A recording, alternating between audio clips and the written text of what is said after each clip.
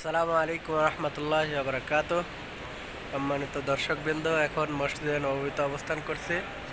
আপনারা দেখতে পাচ্ছেন যে মসজিদে নববীতে ইফতারের ব্যবস্থা করা হয়েছে। অনেক মানুষের ইফতার এখানে করানো হয়, প্রচুর মানুষ ইফতার করে। ইফতারের আগেও এই খাবারগুলো যারা রোজায় থাকে না তারা খায়, যারা রোজায় থাকে তারা ইফতার হিসেবে খায়। মাশাআল্লাহ, অনেক সুন্দর এবং সুশৃঙ্খল পরিবেশে এই ব্যবস্থা করা হয়। যার মন সেই খেতে পারে, তা কারো বাধা নেই, সবাই খেতে পারে আলহামদুলিল্লাহ। রোজা থাকলেও খেতে পারে, রোজা না থাকলেও খেতে পারে আলহামদুলিল্লাহ। তো দেখতে পাচ্ছেন এই যে কাতারে কাতারে এভাবে কাগজ দিয়ে মানে ইফতারের যে সামগ্রী সেগুলো একটা একটা করে প্যাকেট দেয়। তো মাশাআল্লাহ, আমরা এখানে ইফতার করবো ইনশাআল্লাহ। মসজিদে নববীর ইফতার ব্যবস্থা বিশ্বের সবচেয়ে বড় ও সুন্দর ইফতার আয়োজনগুলোর মধ্যে একটি।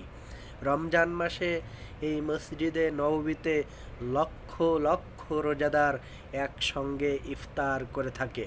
ইফতারের দৃশ্যটা দেখার মতো থাকে। আসর নামাজের পর থেকেই মসজিদে নববীর ভেতরে এবং মসজিদে নববীর ছাদে দীর্ঘ সারিতে দস্তরখানা বিছানো হয়। পৃথিবীর বিভিন্ন দেশ থেকে আসা মুসল্লিরা একসঙ্গে বসে ইফতার করেন।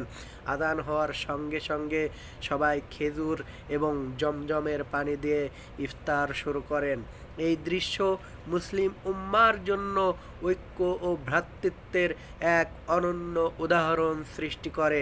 প্রতিদিন এই মসজিদে নববীতে কত মানুষ ইফতার করে তার একটি প্রতিবেদনে জানা যায় যে রমজান মাসে একদিনে 5 থেকে 7 লক্ষ মানুষ ইফতার করে। সুবহানাল্লাহ। অনেকেই প্রশ্ন করতে পারেন, এই ইফতারের খরচ কে বহন করে?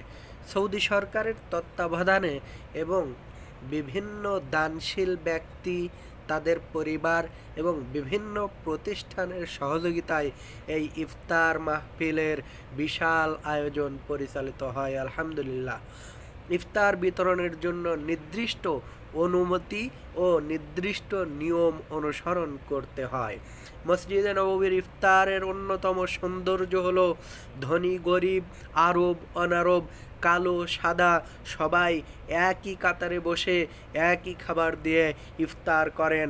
নবী সাল্লাল্লাহু আলাইহি ওয়াসাল্লামের শহরে হাজারো মুসল্লির সঙ্গে একসঙ্গে ইফতার করা অনেকের জীবনের অন্যতম স্মরণীয় অভিজ্ঞতা হয়ে থাকে, যা আমার জীবনেও হয়ে রইল।